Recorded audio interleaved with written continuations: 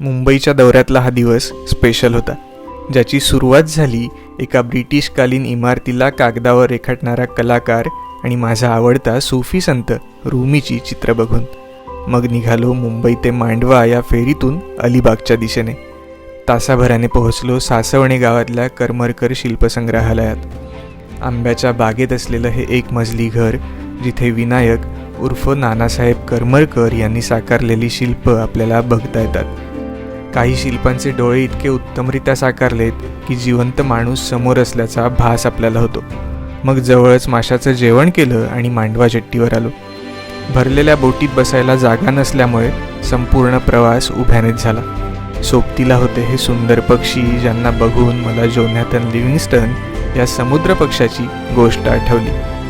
मावळतीचा सूर्य, त्याचं समुद्राच्या पाण्यात पडणारं प्रतिबिंब, मध्येच दिसणाऱ्या नौका, अंगाला स्पर्श करणारा थंडगार वारा आणि समुद्रातून दिसणारं स्वप्नांचं शहर, अशा अविस्मरणीय अनुभवाने या दिवसाची सांगता झाली.